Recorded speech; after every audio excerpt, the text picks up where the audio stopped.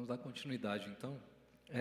Foi muito bom estar aqui, justamente para sair um pouco do meu lugar natural, né, de trabalho, assim, e, e poder conhecer pessoas, até algumas que eu já reencontrar pessoas e reafirmar, né, esses interesses comuns, assim.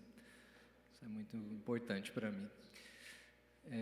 Pode continuar. Aqui eu vou trazer agora uma caracterização e um levantamento de demandas de famílias imigrantes refugiados. Que foi um trabalho que foi feito aqui o ano passado e deu continuidade esse ano. Foi um trabalho de extensão, uma disciplina de psicologia social comunitária que nós temos lá na FAMERP, em que nós fizemos então uma aproximação com a Rede Refúgio, uma parceria.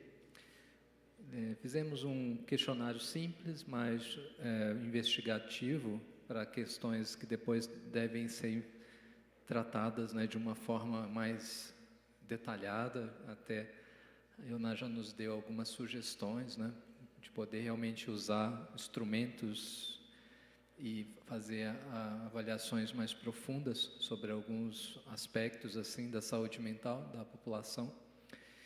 E a intenção é trazer aqui alguns dados que nós identificamos relevantes lá nesse levantamento. Foi realizado pelos alunos da terceira série, eu com orientação do professor Felipe, e minha orientação e orientação dos coordenadores aqui da rede. Foi um exercício importante também para os nossos alunos, que precisam já nesse processo de formação ir tomando consciência da importância de olhar para essas questões e de pensar na sua formação para atender essa população, né? E que a gente gostaria de continuar exercitando.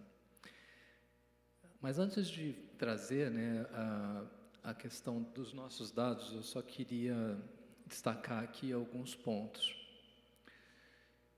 Existe, né, então, fatores de vulnerabilidade e proteção que vão aí afetar o bem-estar das pessoas em situação de imigração, refúgio. Esses fatores, eles podem ser avaliados em 3 dimensões.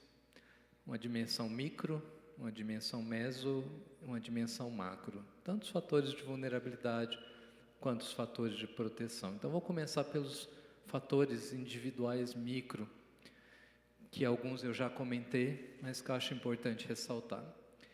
Fatores como traumas prévios, condições de saúde pré-existentes, né, doenças crônicas, deficiências, questões anteriores ao processo de deslocamento, não domínio do idioma, a idade, especialmente crianças desacompanhadas, idosos, mas podemos incluir crianças de uma forma geral, adolescentes, questões de gênero e baixa escolaridade. Como fatores de proteção micro, né, enquanto fatores individuais, há alguns fatores que podem ser favoráveis, né, a esse processo de integração, com uma boa saúde física e mental prévia, habilidades de enfrentamento desenvolvidas ao longo da vida, espiritualidade, fluência em múltiplos idiomas, experiências prévias de superação de situações desafiadoras, de situações críticas, e uma forte identidade cultural com o seu lugar de origem.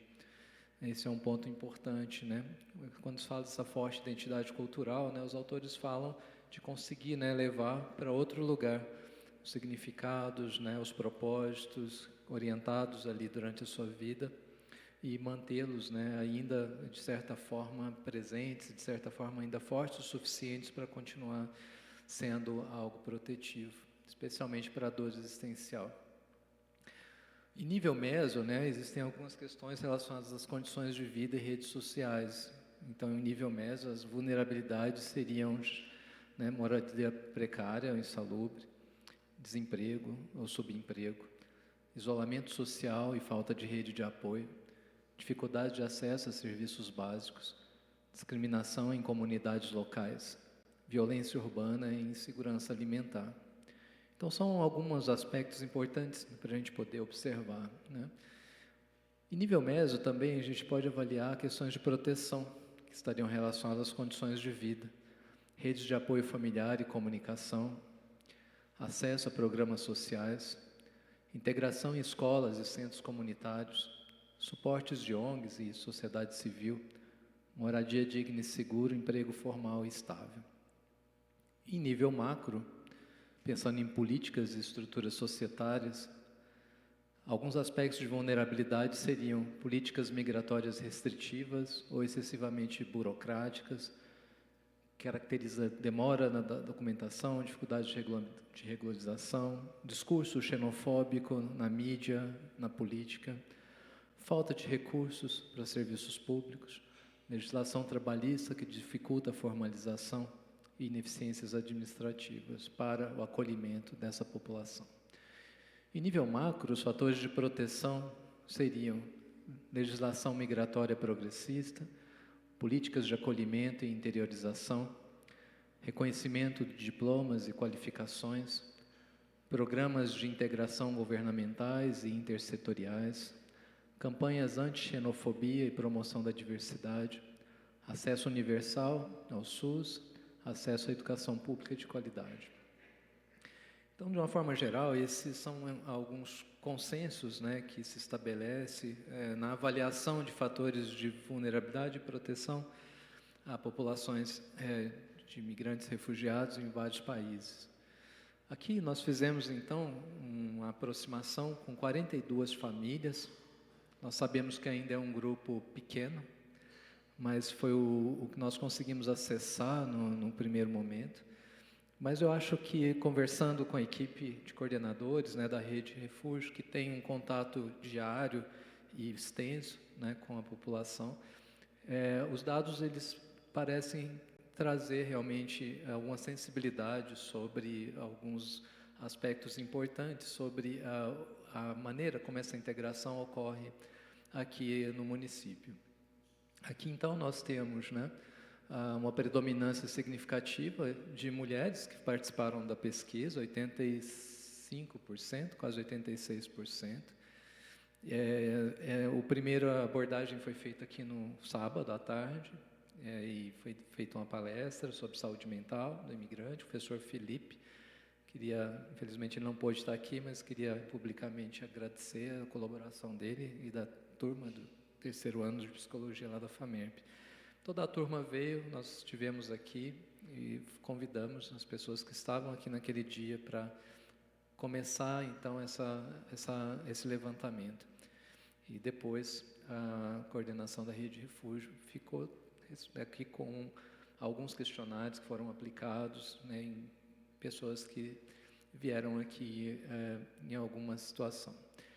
A idade média dos respondentes foi de aproximadamente 41 anos, variando de 18 a 80 anos de idade. O número médio de pessoas residindo na mesma casa era de 4 pessoas, variando de 1 a 8 pessoas. E a nacionalidade predominante foi a venezuelana, com 76% das pessoas que participaram do estudo. Tivemos também a participação menor da população haitiana, boliviana e síria.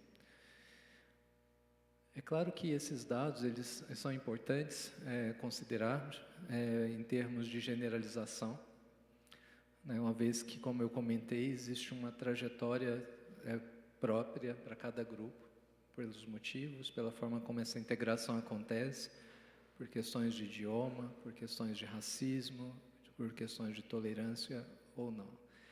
Então, nós entendemos, né, que a intenção desse primeiro momento é podermos criar, né, um olhar mais amplo para isso e depois podermos olhar de uma forma mais específica, né, para cada grupo de migrantes e refugiados, entendendo melhor as especificidades dos desafios e de todos os fatores que eles estão vivenciando aqui. Pode passar, por favor. A maioria dos lares, né, 61%, possui menores de idade. E todos esses menores estavam frequentando a escola. Isso é um dado extremamente importante,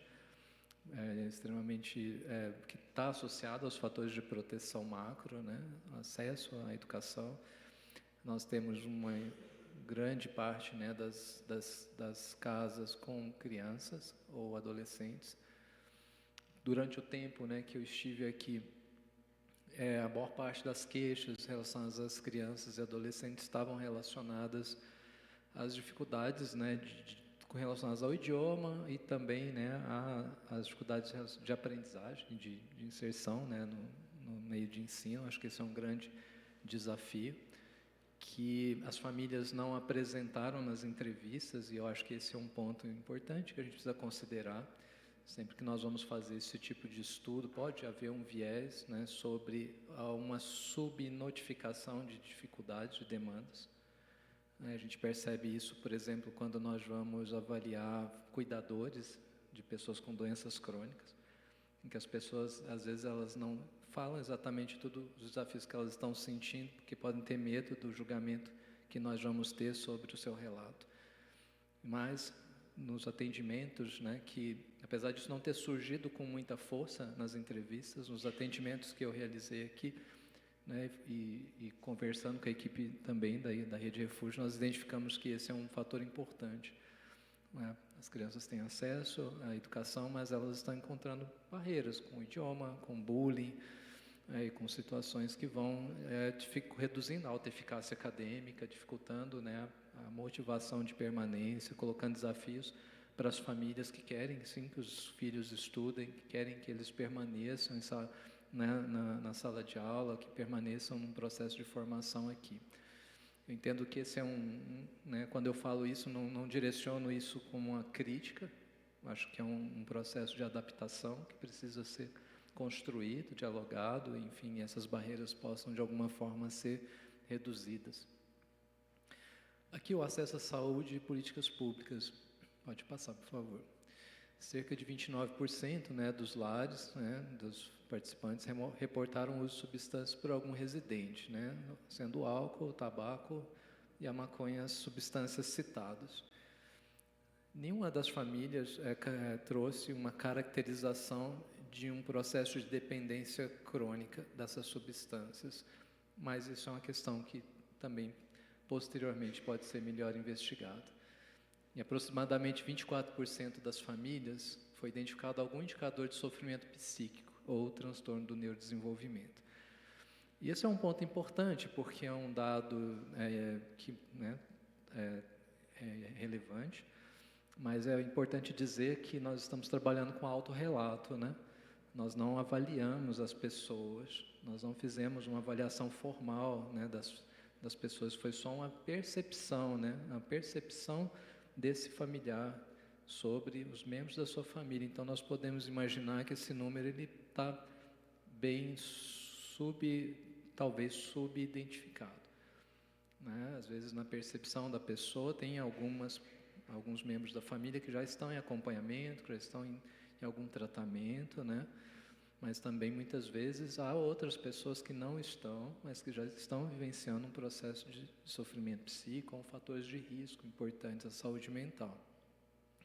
Por isso, essa aproximação, né, que depois a gente gostaria de fazer, ela será muito importante, porque nós teríamos a possibilidade, né, de usar, além só da percepção, né, das famílias, poder realmente realizar avaliações mais individuais, né, mais próximas, usando alguns critérios que a psicologia tem, que são mais recomendados, né, para uma orientação nesse sentido. Mas, de qualquer forma, já é um número que eu entendo como um número importante, né? Ou seja, pelo menos em 25%. Pode voltar para mim, por favor, só as principais demandas, né? Transtornos de ansiedade, depressão, transtorno do espectro autista, TDAH e luto. Porém, o estresse pós-traumático, por exemplo, não surgiu, que é algo que pode acontecer e muitas vezes as pessoas não entenderem como algo que pode ser tratado como um transtorno mental, né, por exemplo. Muitas vezes a gente convive, né, com estresse pós-traumático, convive com pesadelos, convive com gatilhos, né, relacionados a experiências traumáticas e não identificamos isso como, né, um fator de sofrimento psíquico que pode sofrer um cuidado, receber um cuidado, né? Então, de certa maneira, a gente precisa, né, ainda aprofundar melhor essa questão da incidência real do sofrimento psíquico. Mas, de qualquer maneira, o que as famílias, né, nos traz é já um indicador significativo que precisa ser melhor avaliado. As entrevistas também revelam, né, que em alguns casos o sofrimento está associado a situações de xenofobia, desemprego, bullying e luto. Então, nas situações em que o entrevistado, né, a entrevistada, ela traz o fator que ela entende que pode ter causado isso, né, esses foram os principais fatores. Em crianças e adolescentes, o bullying; em adultos, especialmente, desemprego e xenofobia. E alguns processos, inclusive, iniciados antes, né, ou seja, muitas vezes experiências de xenofobia ocorridas até em outros países antes da pessoa chegar aqui, mas que foi desencadeando, né, um processo depressivo, um processo que foi, de alguma forma, vulnerabilizando a saúde mental das pessoas, interferindo no seu autoconceito, na sua autoeficácia, na sua capacidade, né, de ter esperança, e isso é um ponto importante. Entre as crianças, as principais queixas, né, foi do transtorno do espectro autista, ansiedade e dificuldades de aprendizagem. E também foram relatados familiares com problemas cardíacos, neoplasias e deficiência motora.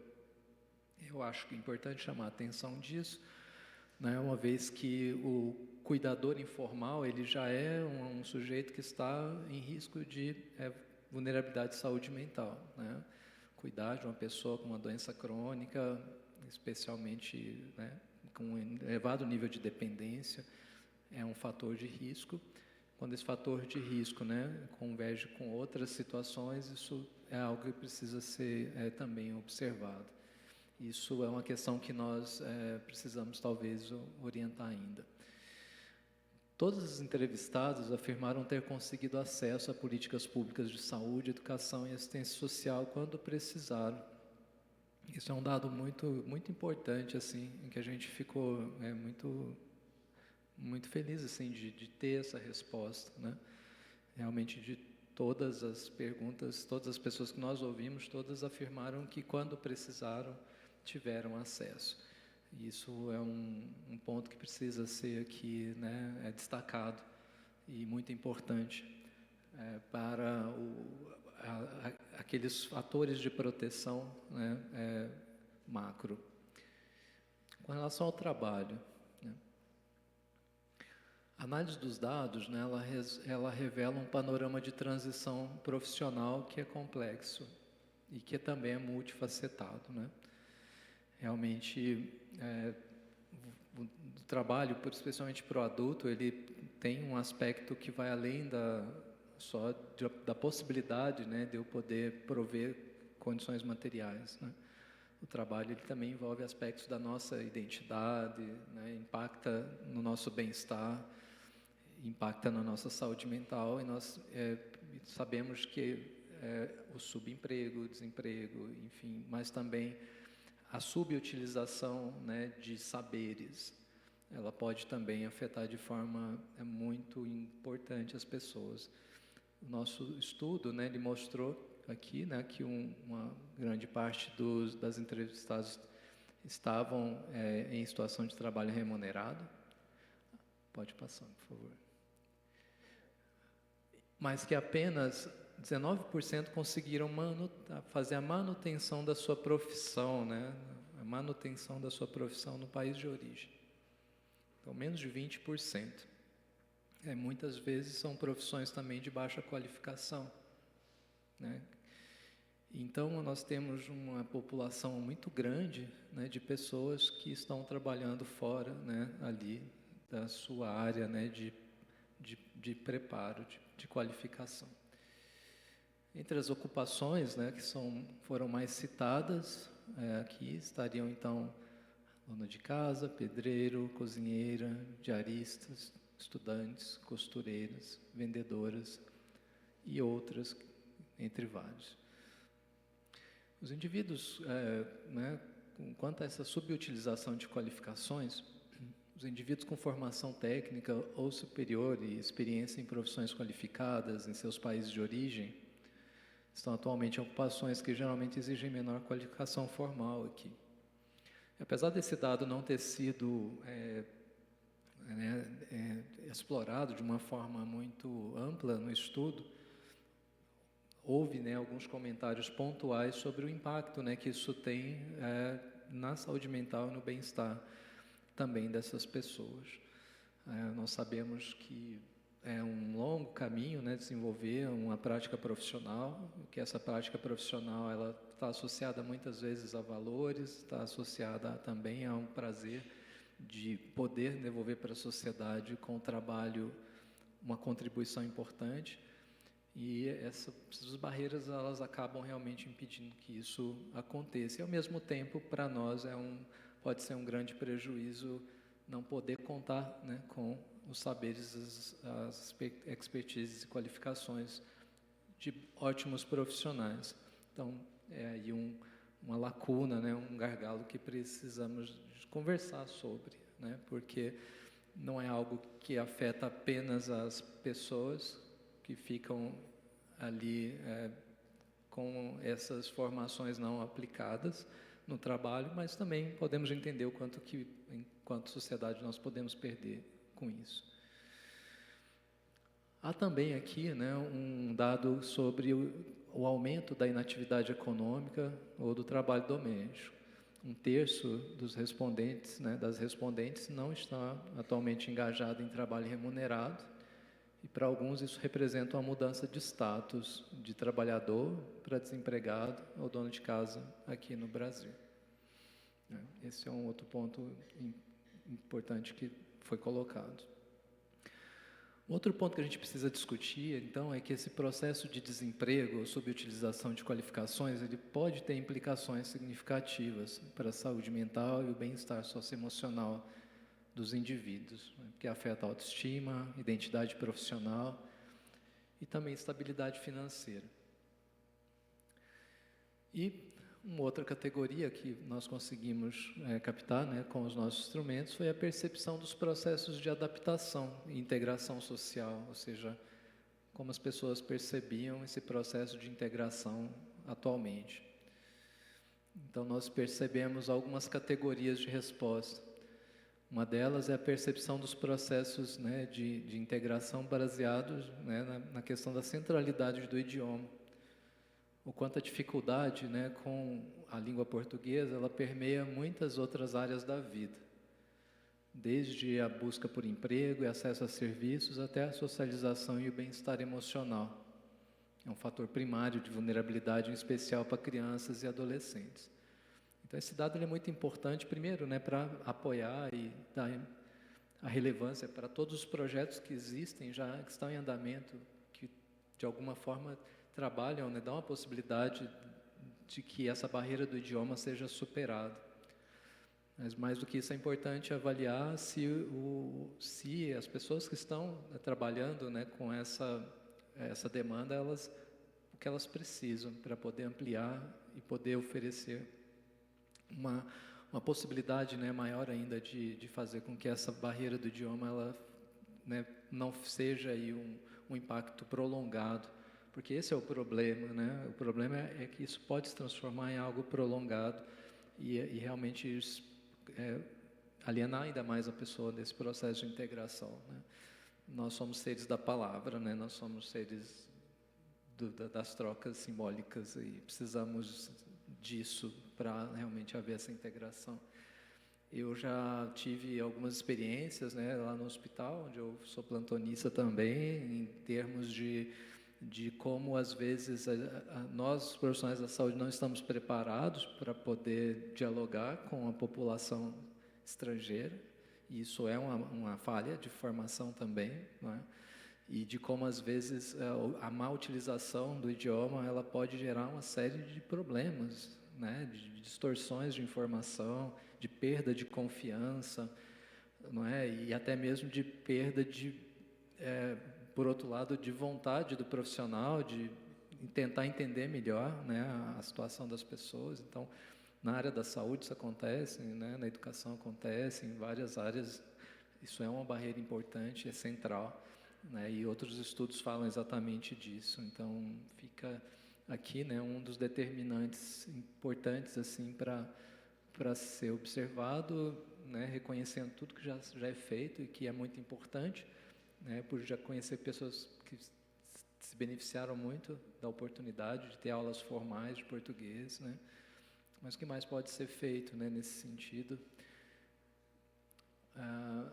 Outra demanda, né, que surgiu sobre a percepção do processo de adaptação e integração, né, foram as contradições de diversidade de experiências, né? Ou seja, os dados revelam, né, uma heterogeneidade de vivências, enquanto alguns elogiam os salários, a agilidade documental, outros enfrentam subempregos e lentidão em serviços. Então, existem várias perspectivas diferentes, né, que a gente imagina que isso reflete também, né, as realidades individuais, mas possivelmente também momentos diferentes do processo migratório ou diferentes níveis de suporte recebido. Né? Por isso a importância realmente de olhar caso por caso, né, de poder aprofundar melhor, né, na observação desses resultados. Né? Porque sim, se tem pessoas, né, que estão satisfeitas, né, se sentem melhor integradas, isso não pode ser generalizado, porque, né, há toda uma história familiar, pessoal, que precisa ser investigado melhor. Aqui, sobre essa percepção dos processos de adaptação e integração, nós também identificamos uma demanda relacionada ao impacto psicossocial. Dificuldades relatadas como solidão, discriminação, especialmente racismo e xenofobia. E a pressão de adaptação. São fatores de estresse, né, significativos que podem impactar a saúde mental e o bem-estar geral dos indivíduos. As situações de xenofobia e racismo, elas foram relatadas em ambientes de trabalho, em políticas de saúde, não pelo profissional, mas por pessoas que estavam aguardando atendimento, né, que acabam às vezes interpretando a presença da pessoa ali como uma interferência na qualidade do serviço, né, e também no dia a dia, no Uber, no comércio, no ponto de ônibus, são situações. E eu imagino assim o quanto que isso impacta, né? Porque uma vez que você começa a vivenciar isso, ou mesmo que você não vivencie diretamente, mas você convive com pessoas que estão passando por isso vai criando realmente assim um estado de tensão muito grande, né, para o convívio social. Então é um ponto a ser discutido, não é um problema local, não é um problema apenas com imigrantes, refugiados, mas é algo que a gente precisa sempre olhar com muita atenção, porque pode ter repercussões realmente muito difíceis, né, para a integração, para a saúde mental, para o bem-estar. Pode voltar, só um detalhe aqui importante. A menção à saudade também é um componente emocional importante, né, que remete lá aos primeiros slides que eu usei, né, ou seja, ninguém tem um plano para fazer isso, né? E por mais que eu alcance um certo nível de integração, não tem nada que vá reparar, né, o que eu deixei, o que eu perdi, o que eu deixei de viver. Isso é algo importante que precisa ser acolhido também. Né? Precisamos ter esses espaços, né, para poder acolher. A gente estava até conversando um pouquinho sobre isso no intervalo, de como a gente precisa ter esses espaços de reconhecimento, né, desse luto, né, como uma forma de cuidado. E também foi possível observar que as famílias haitianas relataram mais situações de racismo no cotidiano do que as famílias venezuelanas, haitianas, bolivianas e síria. Por fim, a percepção dos processos de integração também passa por um processo de resiliência e esperança, que é um ponto importante que a gente precisa trazer, né? Então, os dados eles vão mostrando que, apesar dos desafios, a menção à oportunidade de vida melhor foi várias vezes citado, e a valorização das pessoas boas também, indicando uma capacidade de resiliência, de busca por integração e de esperança em um futuro mais promissor. E que todo esse processo, né, de adaptação, ele então não passa apenas por uma atitude individual ou de uma família, né? Fica muito claro nos dados que esse processo ele precisa de um apoio externo, que vai desde as nossas atitudes pessoais, né, até a forma como as instituições trabalham para que isso aconteça, né? O ser humano ele é capaz de se transformar, de renascer, de ressignificar, de encontrar novos propósitos, de refazer redes. Nós somos capazes disso, mas nós não podemos romantizar isso, porque isso é muito desafiador, é muito cansativo, é muito doloroso, e não podemos imaginar que isso fique acontecendo, né, indefinidamente, né?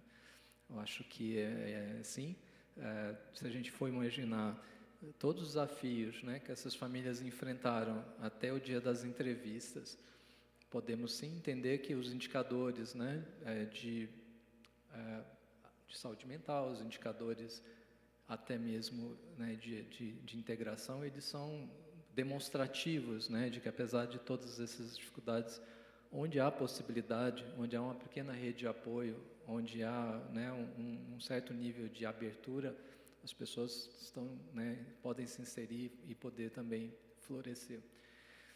E é importante, assim, algumas conclusões, né, que todos os entrevistados afirmaram ter acesso às políticas públicas de saúde, educação e assistência social. Isso é importante, é uma tarefa cumprida, mas que aí podemos ter que observar de uma forma mais específica, né, o que mais pode ser aperfeiçoado em cada um desses aspectos.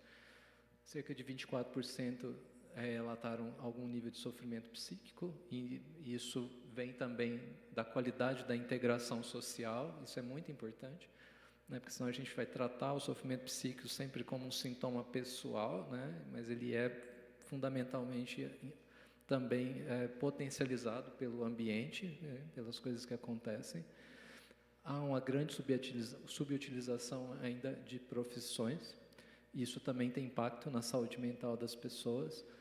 E racismo, idioma e bullying são talvez as 3 palavras mais associadas ao sofrimento psíquico nas entrevistas, né? E são demandas aí diferentes, mas que têm uma raiz comum ao mesmo tempo, que, né, envolve a necessidade de integração. Por fim, pode passar, por favor. Eu queria chamar a atenção, né, para o trabalho do Sebastião Salgado, que faleceu recentemente, né? Hoje a gente vive um mundo conectado,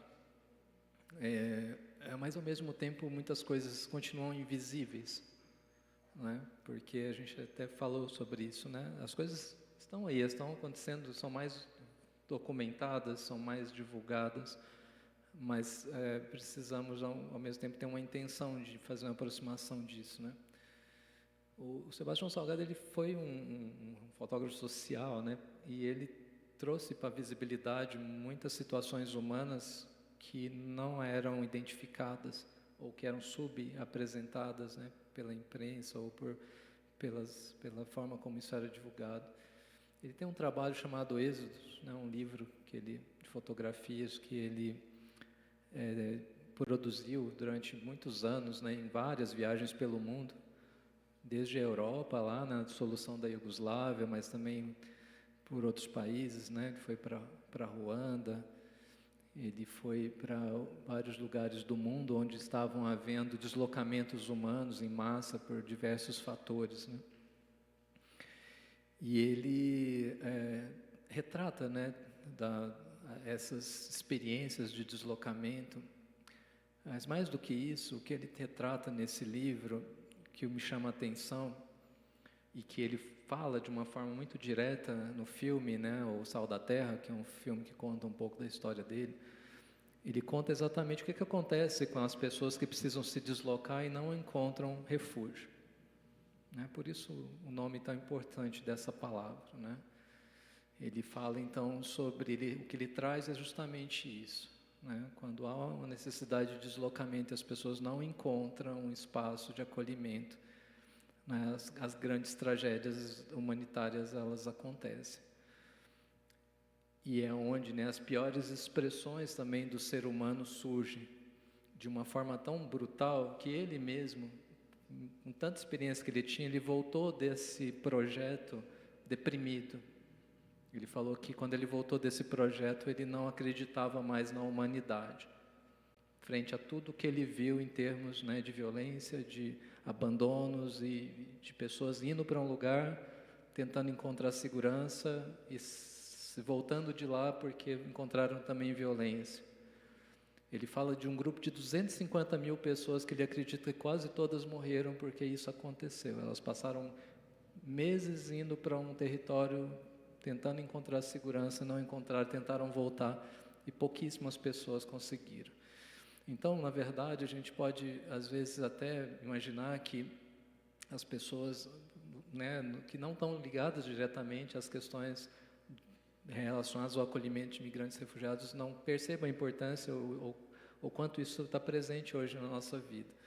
Mas talvez até porque existe uma rede em funcionamento que apoia, que acolhe, que orienta, né, pessoas voluntárias, como o grupo da Rede Refúgio, que vem desenvolvendo esse trabalho e que traz, né, já seus coordenadores trazem uma grande experiência de outros lugares, mas da nossas próprias políticas públicas. Podemos entender que isso é um aspecto importante, é uma base fundamental, né, para que essa integração aconteça. Mas precisamos também entender que precisamos ter uma visão mais específica para esses grupos, né, e para como essas integrações acontecem, entendendo que esse é um aspecto importante assim, também para o nosso desenvolvimento da nossa sociedade. Eu vou deixar aqui meu contato para quem quiser mais informações, meu telefone. Como eu disse, nós temos muito ainda para estudar, para entender. Espero que esse seja o primeiro levantamento de vários outros que precisamos fazer com mais profundidade, né? E isso é algo que nós, lá da faculdade, estamos à disposição, né, para continuar fazendo. E, bom, se alguém tiver alguma pergunta, algum comentário, talvez a gente ainda tenha um tempinho, ou então a gente já segue para a próxima etapa da... Obrigado.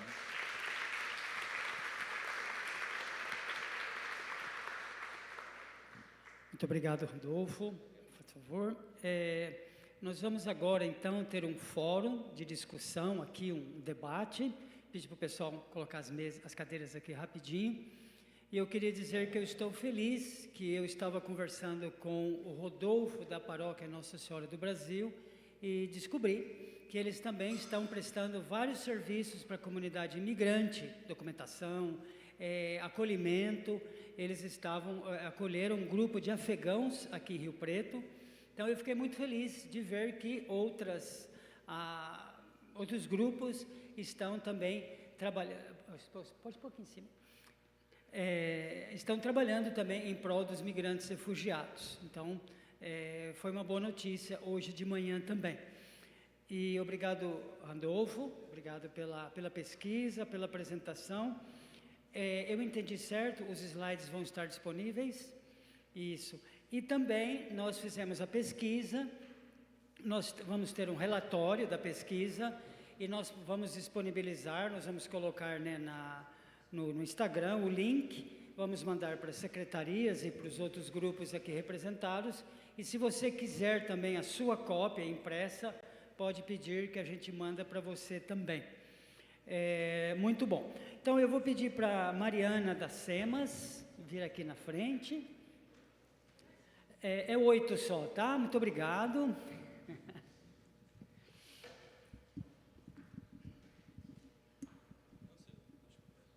Obrigado. Eu vou tirar daqui para ficar na frente de alguém. Obrigado. A Mariana pode tomar assento, por favor. A Rosicler, da secretaria, que trouxe uma poesia. Eu estou bastante curioso para ouvir, por favor. O Randolfo, o Dr. Randolfo, por favor, pode tomar assento também. Conselho Tutelar, um representante, por favor. A Joyce da Educação, da Secretaria de Educação. Joyce, muito obrigado. Doutora Isadora, da Rede Refúgio. E a Cláudia, da Migra Cidades. Pode tomar assento aqui, por favor. Bem-vindos, bem-vindas. Esqueci alguém? Acho que não, né? Ok. Conselho Tutelar? Sim. Joia. Muito obrigado. E o objetivo desse momento agora é discutir o que foi apresentado dentro do ponto de vista de políticas públicas, né? Cada secretaria, cada organização, cada grupo apresentando a sua perspectiva, comentando ou apresentando alguma sugestão também. Então, eu vou começar com a senhora Rosicler, que eu estou curioso, e depois o Dr. Randolfo tem uma pergunta para dirigir, então, a discussão, ok? Peraí, deixa eu preparar. Na verdade, eu queria ler um trecho, né? 2 versinhos, assim, de uma poesia, talvez vocês conheçam. E, primeiramente, eu gostaria de dizer que eu estou me sentindo muita vontade, por 2 motivos. Essa ambiência totalmente espiritualizada. Ontem eu fui ao culto na minha igreja. Eu sou da Metodista Livre, aqui de São José do Rio Preto. E ontem, dia 15 de junho, foi o domingo da Igreja Perseguida, não é? Dia 15 de junho, nós paramos para refletir, não sei se aqui também vocês. E aí, para mim, como sensibilização, foi muito importante, porque lá nós vimos que mais de 380 milhões de pessoas são refugiadas em vários países, porque elas não podem ter o poder, né, a oportunidade de falar de Deus. 380 milhões de pessoas. Dessas 380 milhões, muitas são presas, ou elas ficam lá, vivendo escondidas, em barracas. E talvez algumas delas venham para cá, as que consigam para o nosso Brasil. E para mim foi muito importante no sentido de, quando chegam aqui, apesar de nosso país ser conhecido como o país mais acolhedor, né? Fiquei feliz pela pesquisa, viu, doutor, de que pelo menos todos, né, os entrevistados ali, pesquisados, as questões públicas, pelo menos eles tiveram acesso. E nós estamos aqui, eu acredito, para discutirmos, dentre outras coisas, como essa integração ela pode ser realmente efetiva, não é? Nós temos hoje aqui mais de 400 pessoas cadastradas na rede de refúgio, mas provavelmente mais de 1.000 pessoas imigrantes e refugiados, não é? Então, esses dados, mais do que números, nós temos que pensar que são sujeitos, que são vidas, que têm sonhos. E quando chegam aqui, muitas vezes esses sonhos, dependendo da maneira como nós os acolhemos, como nós os recebemos, pelos que vimos até agora de manhã, muitas vezes isso cai por terra. E aí nós temos muitos outros problemas sociais que são agravados devido à falta desse olhar, em especial do poder público para essas pessoas, né? E aí eu estava lendo um trecho, alguns versos do poema de Orsan Shire, e eu queria ler só um pouquinho. Ninguém abandona sua casa, a não ser que a sua casa seja a boca de um tubarão. Tu só corres para a fronteira quando vês a cidade inteira correr também. Ninguém sai de sua casa a menos que a casa o persiga. Fogo por baixo dos pés, sangue quente na barriga, não é algo que alguma vez tenhas pensado em fazer. Tens de entender que ninguém põe os seus filhos num barco a menos que a água seja mais segura do que a terra. Só esses versos comprovam para nós a dificuldade enorme. Já pensou se agora, nesse momento, todos nós tivéssemos que do nada sairmos da nossa casa, muitas vezes sem levar as nossas roupas, e nós entrarmos num país totalmente diferente, um país culturalmente diferente, um país onde aqui eu sou, pelo menos, eu falo para todo mundo, né? Eu sou pelo menos a professora Rosicler, com muita luta, tornei-me professora, sou professora de língua portuguesa, inclusive gostaria de deixar os meus serviços, viu, à vontade, assim, à disposição de vocês para aulas de língua portuguesa, para ajudá-los. Gosto muito e penso o tempo todo o quanto que o poder público precisa ajudar ainda mais essas pessoas.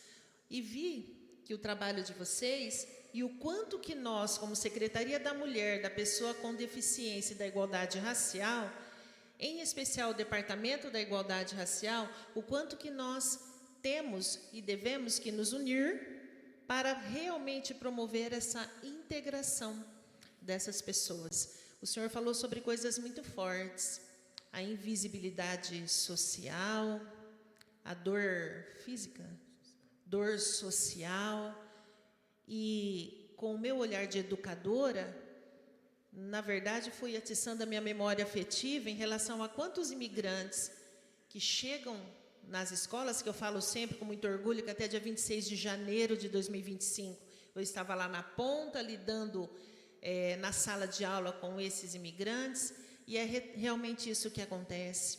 O quanto que a cultura diferente, nós, como seres humanos, nós temos um desafio muito grande, porque para nós, a coisa mais difícil que tem é a gente aprender a tolerar o que é diferente da gente, né? Isso dentro e fora das igrejas. Esse é o grande desafio nosso. Imagine que nós não conseguimos tolerar aquele que é diferente de nós, dentro do nosso país, dentro do nosso clã. Imagine alguém que venha de lugares diferentes. Então, é um desafio cada vez maior.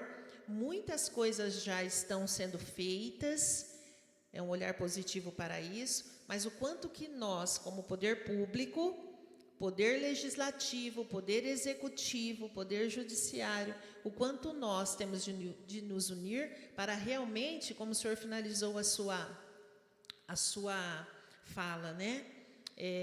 Criarmos ações realmente concretas e efetivas para solucionar, para ajudar aí, para receber, para melhorar o acolhimento dessas pessoas, a integração delas, tá bom?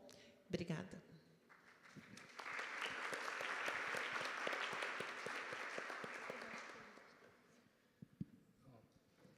Gostaria então de aproveitar a oportunidade de estar aqui com vocês e levantar uma questão, né? Uma questão simples, mas desafiadora, e por isso nós estamos aqui juntos, né?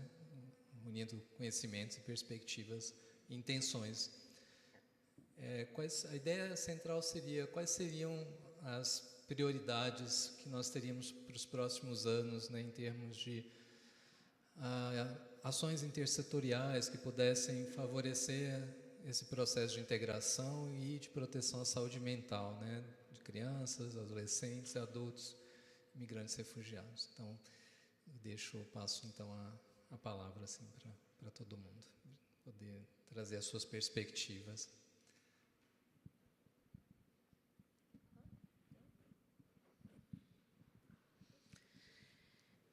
Bom dia, meu nome é Mariana, eu sou assistente social, trabalho na Secretaria da Assistência Social, venho representando, né, a nossa secretária Sandra Reis. Primeiramente, eu gostaria de parabenizar a Rede Refúgio pela oportunidade, por esse importante encontro. Eu me lembro de conversar com a Ioná em 2020, pandemia, online, quando a Rede Refúgio iniciava os seus trabalhos, e desde sempre essa preocupação, esse cuidado, essa iniciativa de envolver a rede e de envolver o poder público, né? Isso é muito importante. Então, parabéns para toda a equipe de voluntários, né, que faz esse trabalho maravilhoso. Enquanto assistência social, o nosso objetivo, um dos objetivos da assistência social é a proteção social. E a proteção social a gente faz com acesso a direitos e a gente faz com suporte à família, entre outros, né? Mas eu acredito que aqui essas duas questões sejam principais. A fala do Randolfo, e parabéns também, viu, Randolfo, muito, muito sensível, ela foi muito ao encontro do que eu vinha pensando quando vinha para cá, pensando na saúde mental do imigrante. Eu acho que a dificuldade de acesso aos direitos básicos, né, além de ser uma violação de direitos, e por si só isso já é muito ruim, né, mas ela também é um agravante, né, quando se pensa em saúde mental. Na questão do imigrante, a gente vê a questão da língua como algo essencial a ser abordado. Talvez esses sejam os desafios e uma das questões essenciais para a gente pensar. Nós mesmo, na proteção, eu enquanto coordenadora da proteção básica, fico responsável pelos CRAS e pelos centros de convivência. Então, nós temos 13 CRAS. Os 13 CRAS atendem imigrantes. Nós temos alguns, como Novo Mundo, né, como Eldorado, que são regiões que são mais marcadas pela presença do imigrante. Essa presença também é muito marcada pela força das igrejas, né? Então, assim, tem essa correlação. E nós mesmos, né, enquanto profissionais de proteção social, sentimos muito essa dificuldade. Quantas vezes recorremos a Ioná para fazer tradução, para participar de atendimentos conosco, para que a gente pudesse viabilizar isso, né? E a Rede Refúgio, mais uma vez, sempre presente. Mas acho que a gente tinha que estar melhor capacitado, né? E pensar também em políticas de aulas de português, enfim, isso é feito por meio da Rede Refúgio, mas por meio de uma OSC, né, enquanto política pública, eu acho que isso era importante. Para além disso, né, então, nos CRAS, a gente, assim, no atendimento ao imigrante, a gente olha muito para essa questão do acesso aos direitos, então a gente tem uma interlocução muito importante com a Casa Afro, com a política de educação, com a política de saúde, né? Lá é feito o cadastro, e com a questão econômica, né, socioeconômica. Então, nos CRAS, nós fazemos o cadastro único, né, para as famílias que são de baixa renda, e é por meio do cadastro único que se acessa a todos os programas sociais. Outra questão importante, eu acho, quando a gente fala desse suporte às famílias, e que também eu vou puxar para a assistência social, essa responsabilidade também que a gente precisa avançar, é esse trabalho com a comunidade, que foi muito trazido aqui também, né? Nós temos como uma das ações, as ações comunitárias, campanhas, palestras, e acredito que pode ficar aqui o compromisso de que a gente faça algo voltado, né, para os refugiados, voltado para os imigrantes. A gente precisa levar essa discussão para os territórios, porque são nos territórios que estão. Então, acho que isso também seria importante e bastante relevante. Acho que, por enquanto, né, depois a gente continua a nossa conversa. Bom dia. Bom dia a todos, a todas. Meu nome é Joyce. Eu represento aqui a Secretaria Municipal de Educação, a secretária Renata Azevedo. Quero parabenizar a todos por esse momento, por essas discussões e principalmente por essas reflexões, né, que são muito importantes em todos os setores, né? Quando a gente fala sobre políticas públicas, a gente entende que é um conjunto de pessoas, de serviços, né, em prol de algo maior. Então, eu sou um pouco nova na rede, nas secretarias. Eu sou professora da rede municipal há 25 anos. Então, nessa esfera pública, né, eu comecei esse ano. Eu coordeno um núcleo de multiprofissional dentro da Secretaria da Educação. Nós temos, então, psicóloga nesse núcleo, assistente social e pedagogas. Justamente num trabalho inovador da nossa secretária, para olhar para essa questão das vulnerabilidades, das garantias de direitos, dentro da educação, né? Muito foi se falado aqui de que a gente percebe muitas das vulnerabilidades dentro das escolas, né? Com esse público, né? Com essas pessoas não é diferente.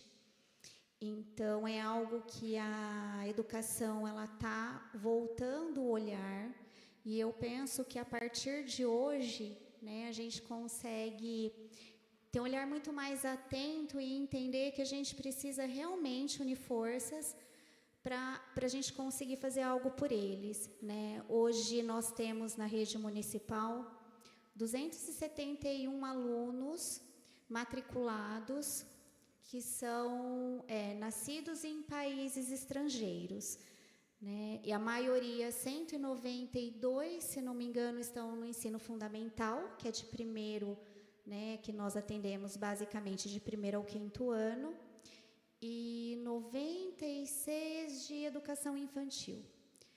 Então, nós acolhemos crianças na primeiríssima infância, a partir dos 4 meses de idade. E tocou muito a sua fala, doutor, quando o senhor fala sobre a gente olhar para essa primeiríssima infância, né, para essas mães, enquanto essas mulheres ainda, né, estão aí no pré-natal, e a gente começar a fazer algo por essa população, por essas crianças já no início da vida. Né, é uma questão que para nós é muito cara, é muito importante. A gente entende que se a gente conseguir o quanto antes mudar a história dessas crianças, né, mudar esse comecinho, a gente consegue mudar não só a história das crianças, mas também da família toda. É o que a gente acredita, né, que é o principal objetivo da educação, que é transformar realidades, né, oferecer instrumentos, oferecer caminhos, né, nós acreditamos nisso enquanto educação. E a educação hoje, ela tem essas crianças matriculadas, né? Nós temos uma instrução normativa que ela foi publicada o ano passado, então é relativamente nova, a partir do Migracidade, né? A partir das resoluções aí federais. Então, a gente tem essa instrução normativa que principalmente garante o direito da matrícula para essa criança, né? Então, a gente tem a questão de matricular as crianças mesmo sem a documentação, porque a gente entende que essas famílias, muitas vezes, elas saem, né, dos seus lugares de origem aí, né, de uma maneira ruim. Então, a gente garante a matrícula dessa criança na escola, a gente tenta garantir esse acesso e essa permanência, né, de uma maneira o mais acolhedora possível. Embora nós ainda enfrentemos muitos desafios, que o principal é a língua, né? Nós temos aí a maioria de crianças de estudantes venezuelanos, em segundo lugar, haitianos. Então, eu trabalhei em uma escola que nós tínhamos um aluno de educação infantil haitiano, e realmente era bem sensível, né, a comunicação com a família, mas é uma família muito solícita, muito pronta para, né, mas não é fácil, né? Eu falo enquanto professora, enquanto educadora que estava ali com a criança, com a família e tentando, né? Então, é um principal. Então, são pontos sensíveis que nós temos, que é importantíssimo que a gente olhe, né, para que a gente consiga garantir esse acolhimento dessa criança e, principalmente, também a gente olhar não só para essa questão do acolhimento físico, emocional, né, psíquico, e também a gente olhar para essa aprendizagem, né, como apareceram aí na pesquisa, né, que muitas dessas crianças elas apresentam algum comprometimento na aprendizagem. Então, a gente sabe que uma dessas maiores barreiras é a língua, né, questões culturais. Então, por isso, a gente olha nos nossos planejamentos para um currículo que contemple uma diversidade cultural, né, já pensando nesses fatores. E nós estamos, assim, engatinhando, começando, mas começar é preciso, né? E podem contar com a Secretaria da Educação, com o nosso núcleo, para a gente olhar para essas questões e trabalharmos em prol dessa população. Muito obrigada.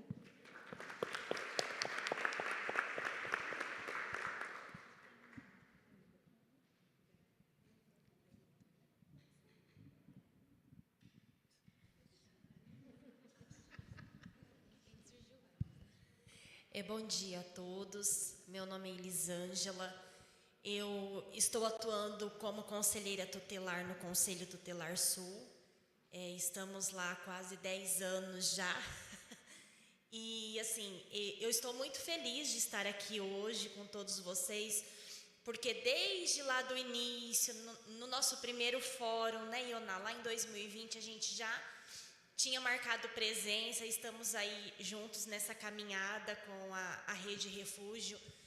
E eu me alegro muito, porque em todos esses anos de fórum, nós pudemos acompanhar alguns avanços que nós tivemos no município, né, em relação aos imigrantes. E um deles é a questão do imigrante que ele vai para o farol, para pedir, para vender, acompanhado de seus filhos, né? Lá atrás, quando nós iniciamos esse trabalho, São José do Rio Preto tinha muitos casos desses, né?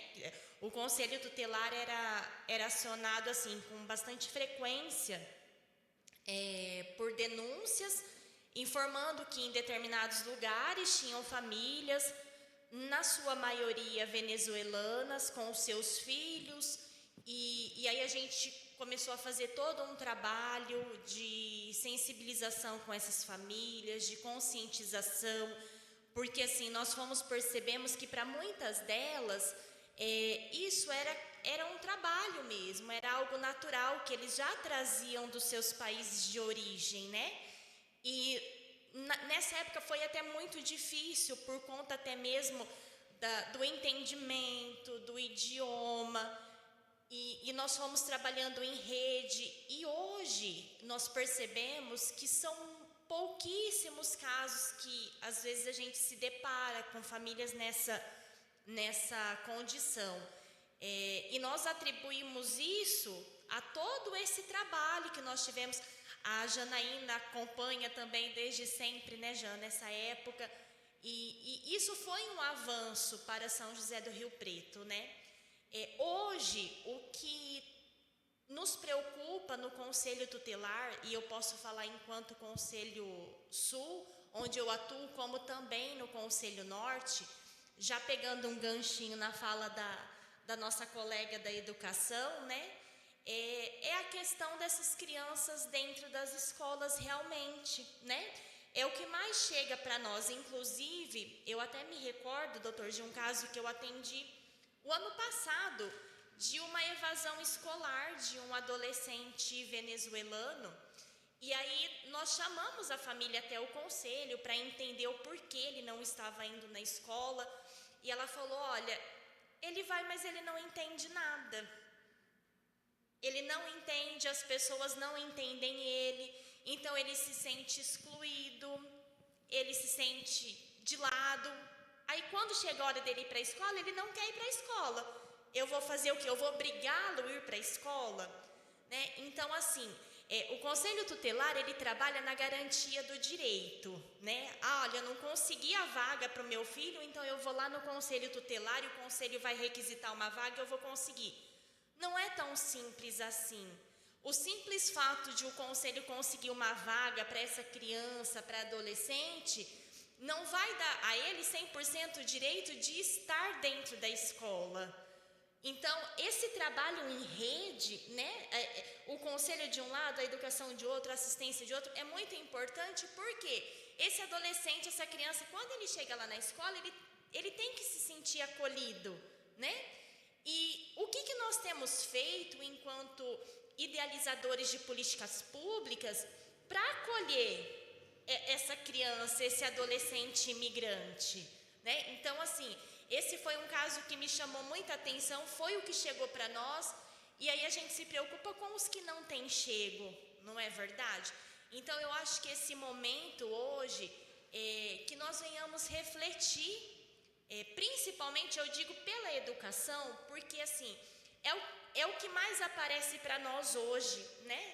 Essa criança que ela está na escola, o que a escola tem dado de suporte para ela, o que ela tem aprendido, né?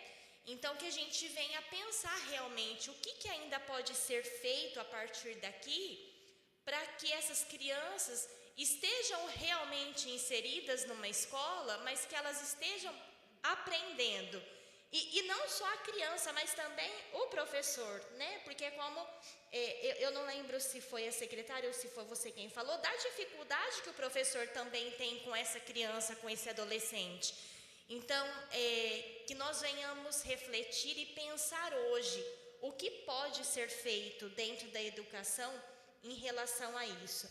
E eu coloco à disposição os conselhos tutelares de São José do Rio Preto, para que o que vocês precisarem em relação às pessoas imigrantes, nós recebemos muito pouca coisa lá no conselho e subentendemos, né, que graças a Deus as políticas têm funcionado no município, porque quando chega no conselho é porque já passou em todos os lugares e não resolveu.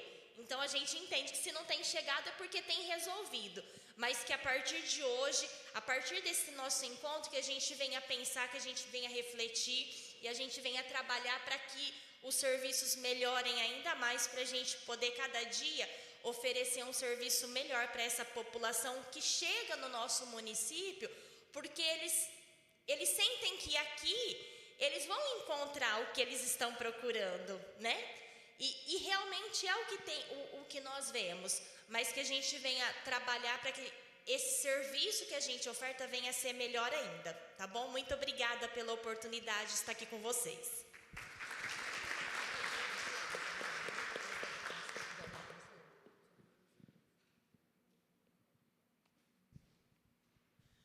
Bom dia, meu nome é Cláudia, sou assistente social, estou na Secretaria Municipal de Assistência Social, junto ali com a Mariana, faço parte do Departamento de Vigilância Socioassistencial.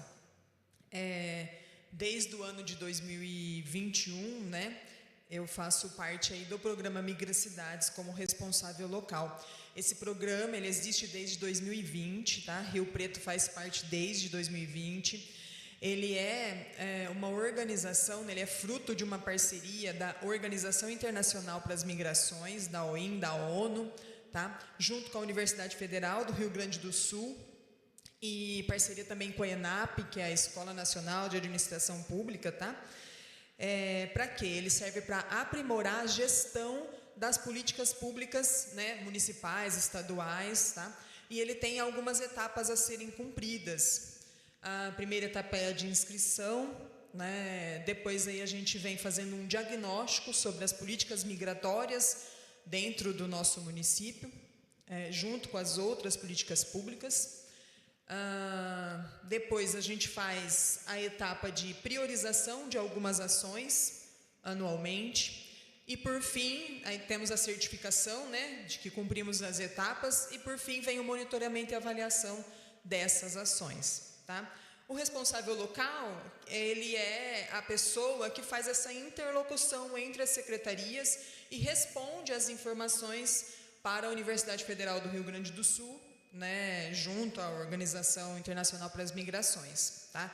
Desde 2020, né, a gente vem aí com ações de capacitação dos servidores públicos, né, todo ano teve essa questão das capacitações, principalmente em relação às línguas estrangeiras. Aqui a gente ressalta a importância da parceria com a Escola de Gestão Pública e também com o IFESP, também com a Rede Refúgio, né, que a gente tem bastante parceria aí, né, a capacitação, a questão das transparências das informações em relação ao site da prefeitura, então aprimorar o site da prefeitura para que ele consiga ter uma tradução ali em vários outros idiomas, né, para que as pessoas possam se localizar ali dentro dos serviços, né, do município.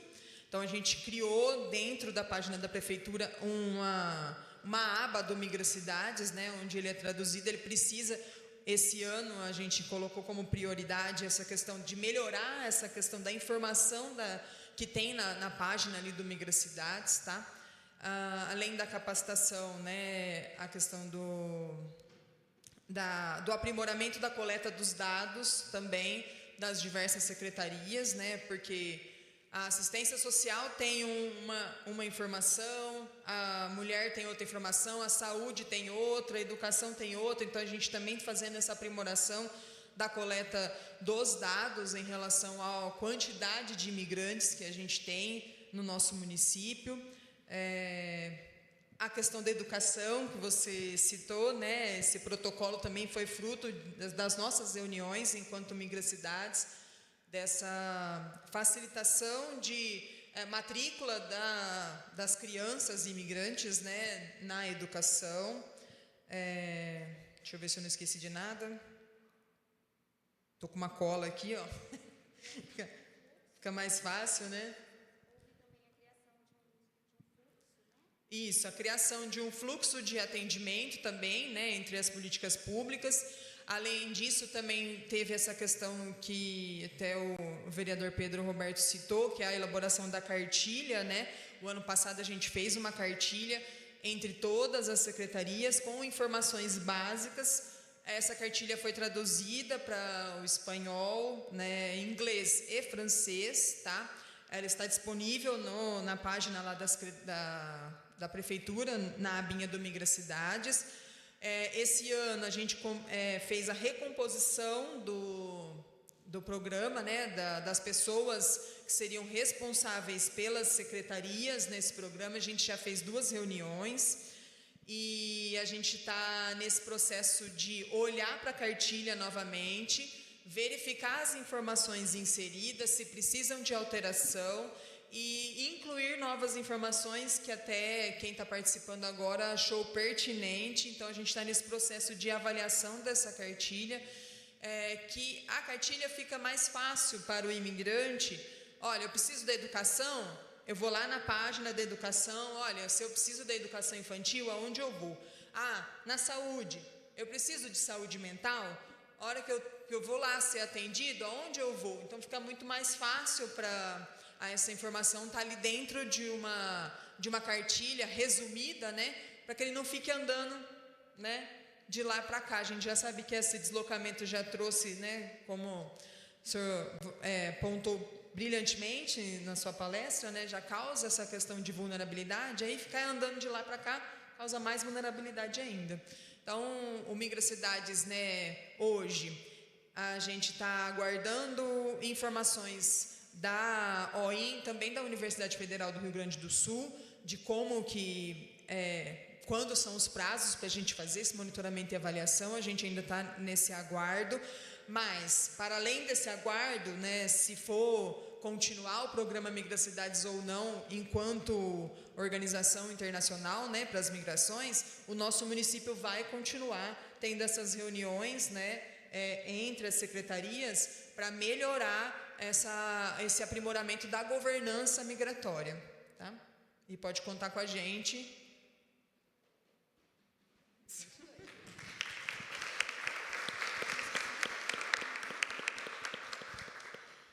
Bom, prazer, eu sou Isadora, eu sou membro aqui da IPI, voluntária da Rede Refúgio e médica especialista em psiquiatria.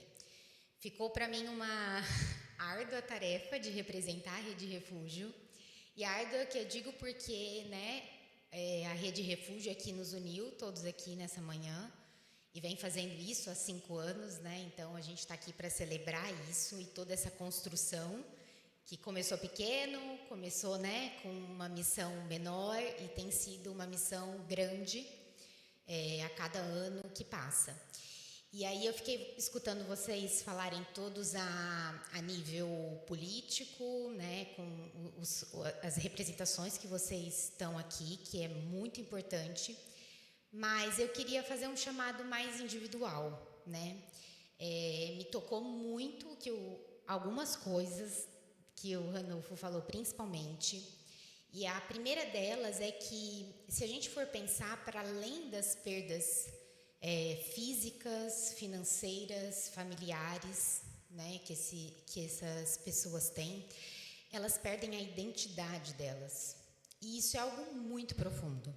Porque vamos pensar bem que nós, como seres humanos aqui, né, tendo os nossos laços, os nossos vínculos, estando no nosso país, na nossa cultura, nós já estamos, né, tão difícil da gente ter uma saúde mental de qualidade, né? É tão difícil a gente não perder a nossa identidade. Agora imagina quem perde todas essas questões que são base para a criação de uma identidade. E quando a gente está falando em identidade, a gente está falando em algo de mais profundo que a gente tem. Quem a gente é? É algo muito profundo. Então, perder a identidade é perder algo de mais precioso que essa pessoa tem. Porque a questão financeira é fator determinante, né? A gente chama de determinantes sociais para a saúde mental dessa pessoa. Então, questão financeira, educação, os direitos. Mas vocês pensam que, para além disso, ela também perdeu quem ela é.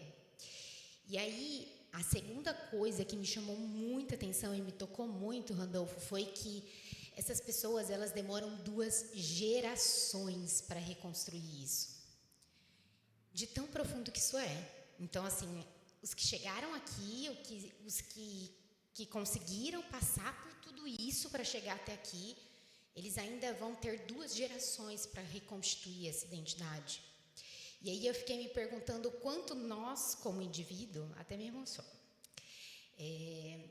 o quanto nós, como indivíduos, temos sido fatores protetores para essas pessoas, né? Então, a gente viu que existem fatores protetores micro, meso e macro, mas o quanto nós, fora até das nossas instituições, dos nossos papéis, das nossas profissões, temos sido num semáforo, ou com uma oração, ou com um recurso financeiro, ou com um abraço. O quanto isso tem sido. Quando a gente fala em rede de refúgio, a gente tem um local físico aqui, a gente tem pessoas trabalhando, mas todos nós podemos ser um ponto dessa rede.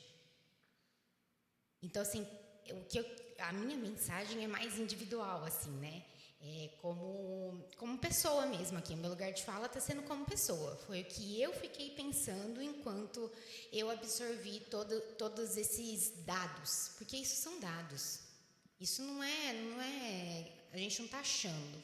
Isso é o que acontece realmente, né?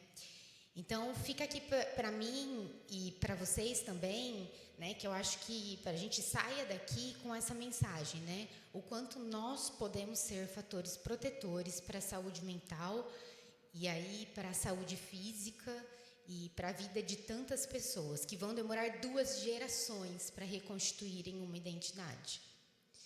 Então, que a gente possa unir forças, que todos nós possamos ser esses pontos de apoio, né, dessa rede refúgio, e que eles possam contar com as nossas orações, com os nossos recursos, com o nosso trabalho, com o nosso tempo, que a gente possa ser instrumento aí nessas vidas e nessa reconstrução.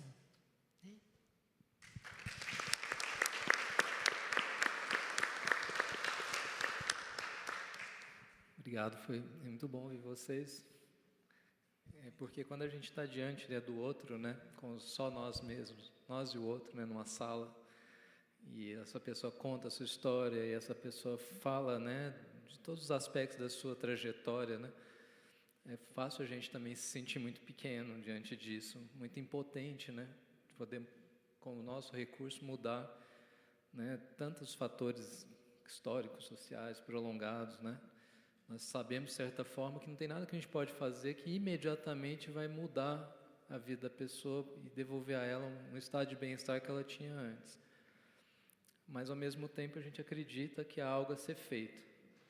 E a gente precisa realmente estar em rede para poder ver que nós não vamos fazer isso sozinhos, né? Não é uma ação pessoal, né?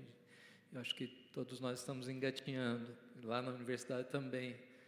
né? O que me trouxe aqui foi entender isso. Como eu vou trazer meus alunos para cá se a gente não tem nenhuma disciplina que fala disso? A gente fala de fatores sociais, de vulnerabilidade, mas a gente fala de uma forma ampla, né? Não especificamos essa situação, precisamos especificar, mas para isso os professores precisam aprender, porque nós também não aprendemos, para poder levar, para poder começar a trazer aos pouquinhos, começar a fazer pesquisas em parcerias, né, com vocês que estão, né, no dia a dia em contato com a população, oferecer esse espaço, né, científico para analisar esses dados, aprofundar estudos e, ao mesmo tempo, né, ir avançando também nesse aspecto, né? Acho que esse é um ponto importante, assim. Eu acho que a integração, eu vi, assim, eu lembro de um adolescente que eu atendi aqui, que ele estava com muita raiva de ter vindo para cá, ele não queria ter vindo para cá, ele estava com muita raiva, assim. Por mais que a mãe dele se esforçasse para ele ficar bem, né? E, é claro, essa raiva ele jogava para todo mundo, né? Jogava para mim, jogava para todo mundo que era adulto, que não falava o idioma dele, né? E eu tentei atender ele algumas vezes, usei várias estratégias. No final, ele estava até começando a construir um vínculo, assim, foi bem interessante. Mas o que mais me espantou um dia foi que eu cheguei na sala de espera, né, para chamar ele. Ele estava conversando com outro menino venezuelano, mais ou menos da idade dele. E, assim, parecia que era uma outra criança, assim, parecia outra pessoa. Né, porque ele estava feliz, ele estava rindo, ele estava mostrando alguma coisa no celular, um livro. E ali a gente percebe, né, realmente, enquanto que o contexto ele muda uma pessoa, né, ele coloca sobre ela tantas barreiras para ela se expressar, né, ali eu vi ele de verdade. Sentimento de pertencimento, né, de identificação, que vai muito né, ao encontro do que você falou, dessa questão de que eles perdem a identidade, né? E eu fiquei pensando que quando você perde a sua identidade, você acaba se perdendo, né? Então, é bem importante. E quando a gente fala... Por isso que eu penso que esses momentos são importantes para a gente refletir, né? Sair da nossa bolha, né? Da nossa bolha individual, da nossa bolha política, enquanto secretaria, né? Eu falo política pública, e entendermos que cada um tem um papel, né? E que os papéis, eles perpassam uns aos outros, né? Por isso que é uma rede de refúgio, por isso que a gente fala sobre rede de apoio, né? Uma rede intersetorial, porque só a educação, só o professor, só a escola não consegue manter um aluno dentro da sala de aula, sozinha. A gente precisa, enquanto educação, de outras políticas, de outros equipamentos, né? Então, nós precisamos andar juntos, né? Caminharmos juntos, eu penso. É aquele velho ditado, né? Para educar uma criança, a gente precisa de uma aldeia, né? É um ditado africano.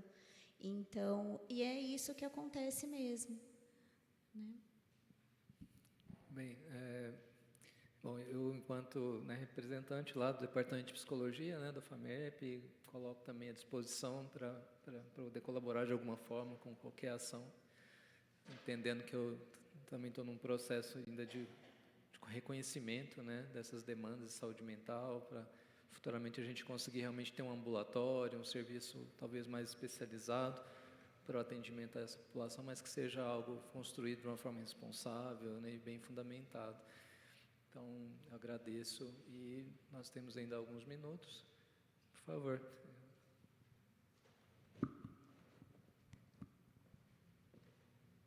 Que bom. Obrigada a vocês, foi excelente ouvi-los e tocar naqueles assuntos que são difíceis, né? Não estamos falando de coisas fáceis, porque todos nós somos refúgio para alguém, de alguma forma, mas quando nós nos unimos, se torna um grande refúgio. Então, mais gente é acolhida, mais gente é ajudada. A questão da criança é muito séria, nós temos tido casos de bullying seríssimos. Então, eu gostaria muito de nos colocar à disposição da educação, para a gente discutir esses assuntos, conversar, como que a gente pode ajudar vocês. Nós temos várias aqui pessoas de origem venezuelanas e outras bolivianas e outras nacionalidades, que podem ser esse link necessário dentro de uma escola. Talvez seja preciso que ela ajude vocês a entenderem a questão da cultura, a questão para lidar com essas dores das crianças, que são dores profundas. Eu e Silas moramos mais de 30 anos fora do Brasil, e a gente, de ver a pessoa e olhar e rir, a gente já sabe que ela está, porque eu passei por dores, chorei muito, e a saudade apertava. E quando chorava, tinha que ressignificar e começar de novo. Então, é isso aí. E agradeço profundamente o pessoal da Secretaria de Assistência, você, Mariana e Cláudia, e toda a equipe do CRAS, vocês que são as assistências sociais que atendem, as educadoras que estão na frente, que atendem essas mães, que atendem essas mulheres, essas crianças, para não dizer as crianças, né, as adolescentes grávidas, as mulheres com crianças sós, mães solas, nós temos muita, talvez uma grande parte da população seja de famílias monoparentais, então nós temos muitas questões que vocês estão no dia a dia lidando com elas. E a Secretaria da Mulher é uma secretaria muito importante para nós temos trabalhado juntos com o CRAM, mas queremos ampliar e aprofundar, porque as mulheres são maioria, como nós vemos, maioria são mulheres e crianças, né? Elas estão aí, que precisam do nosso apoio, então estamos muito agradecidos pelo trabalho de vocês, a gente já conversou um pouco com a secretária, com a Janaína, nós temos algumas ideias, e também feliz por termos aqui o nosso Conselho Tutelar, e eu já aproveitei, já comecei, vamos agendar, vamos conversar juntos. Não chegou até eles, mas existe muita vulnerabilidade entre as crianças refugiadas e imigrantes. São coisas assim, imperceptíveis, você tem que ser sensível para perceber. E andar com elas, né? Conhecer as famílias, aí você descobre, mas elas não vão vir, porque são problemas graves e também problemas que vão culturalmente falando, tem implicações, então não são trazidas assim facilmente, mas que nós estamos atentas e gostaríamos de conversar. E a Isadora falou que não tinha muito o que falar, mas ela e a nossa equipe, nós temos sonhos, né? E esses sonhos, junto com a doutora Isadora e com toda a equipe de psicólogos e médicos, nós queremos formar uma equipe de pessoas que possam ajudar nessa área de saúde mental, formar grupos de apoio, de discussão entre as mulheres, entre adolescentes, e vamos contar com o apoio agora do nosso professor Randolfo. E quero dar oportunidade para dizer, em nome da Rede Refúgio, eu posso falar no nome de vocês, nós gostaríamos muito que a FEMAP abrisse cursos de pós-graduado e mestrado nessa área de refúgios e imigração. Eu acho que vocês teriam um bom número de alunos, eu me candidato.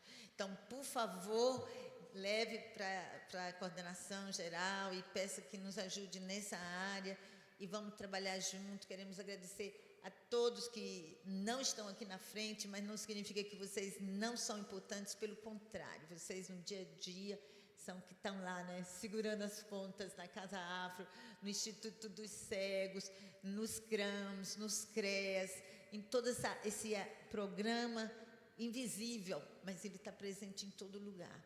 Eles são o que faz o dia a dia. Então, muito obrigado quando você pega o telefone e fala, Ioná, nós temos um caso assim, ou manda alguém. O pessoal do POP não veio hoje, mas eles estão sempre conosco. Tem alguém no POP? Ah, perdão. Esse pessoal do POP também é ponta muito forte conosco. Estamos juntos, pessoal do albergue municipal. Nós temos tido muita necessidade de abrigo.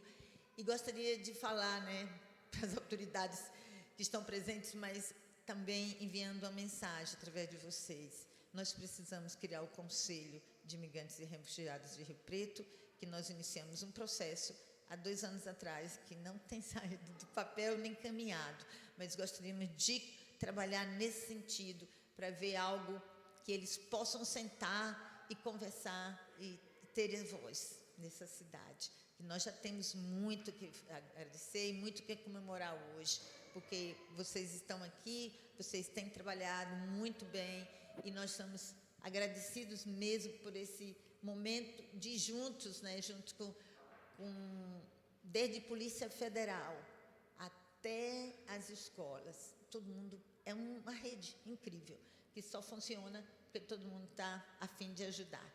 Então, muito obrigada a todos que vieram. Nós queremos passar um mimo para vocês, em nome das suas secretarias, e que vocês podem passar para os seus secretários, mas se quiserem ficar para vocês também. É um mimo da Rede Refúgio, criado especialmente para esses 5 anos, e que vocês talvez possam tomar um café, um chá, e relembrar a Rede Refúgio, e saber que nós estamos aqui de segunda a quinta. São bem-vindos, podem nos visitar, podem sentar conosco.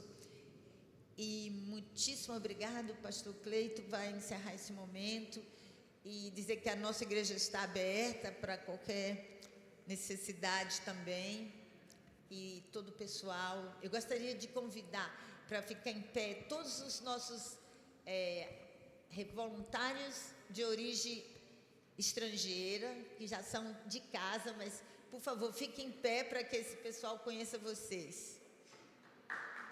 Muito bem.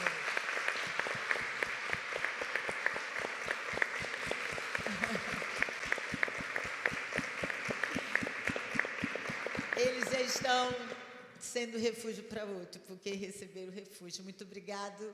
A maioria são meninas, então, obrigado, meninas. Deus abençoe vocês e a vocês também. Nos use como refúgio. Tem um meme que diz que se tem placa, tem história, né? E o pessoal coloca as placas mais absurdas assim, né? A caneca que vocês receberam aí, presente, é quase uma placa, né? O estrangeiro tratado como natural da terra, né? E eu sonho com um mundo no qual a gente não precise mais ser lembrado disso, de que a gente não precise mais sentar para conversar sobre o que é que nós vamos fazer, porque essas coisas deveriam ser naturais, assim, né? O Randolfo começou a sua palestra falando da Declaração Universal dos Direitos Humanos e de que o acolhimento para o refugiado é um direito universal que deveria ser garantido, né? E essa é uma declaração bastante humanitária, né? No entanto, essa placa escrita nessa caneca é um versículo bíblico, é um alerta da palavra de Deus, que diz que o estrangeiro deve ser tratado como alguém que nasceu junto com a gente, é irmão, é semelhante, é um igual, é um igual. É muito bom ouvi-las, é muito bom saber do compromisso individual de cada um de vocês e também de que juntos a gente pode tornar, pelo menos a nossa cidade, um pouco mais acolhedora, né? A gente tem um desafio macro enquanto entidades públicas, privadas, né? Mas temos um compromisso pessoal, cada um de nós. Eu acho que esse é o nosso maior desafio. Como é que cada um de nós vai tratar o outro como natural da terra? Como é que cada um de nós vai olhar para o outro e enxergá-lo como igual e como semelhante? E como igreja, o desafio não é diferente para a gente conversa sobre isso aqui o tempo todo. Como é desafiador. Então a minha oração é para que Deus nos abençoe e nos capacite com o amor dEle, porque é o amor dEle que gera isso em nós, né? É o amor de Deus nos nossos corações que nos faz enxergar o outro e diminuir diferenças, barreiras, né? para que elas possam ser transponíveis, ou que elas desapareçam, né, de uma vez. Quero pedir licença para encerrar fazendo uma oração. Quero te convidar a se colocar em pé. Senhor, muito obrigado pela bênção deste dia. Iniciamos essa semana e podemos parar, pensar, refletir, rever, reavaliar sobre como tem sido a realidade daqueles que deixaram suas casas, suas famílias, seus países, e que hoje estão aqui, vivem com a gente, e estão na busca de resgatar a dignidade, resgatar a vida, resgatar a própria essência. Obrigado porque o Senhor levanta pessoas e coloca pessoas em posições estratégicas no teu reino. E aqui estão pessoas que têm se dedicado ao cuidado, ao acolhimento, ao serviço. E queremos pedir, Pai, que cada uma delas seja capacitada por Ti, instrumentalizada pelo Teu bondoso Espírito, para que sejam expressão do Teu amor e expressão da Tua graça na vida daqueles que estão à margem, na vida daqueles que mais precisam, na vida daqueles que sofrem, na vida daqueles que têm os seus direitos tirados, arrancados.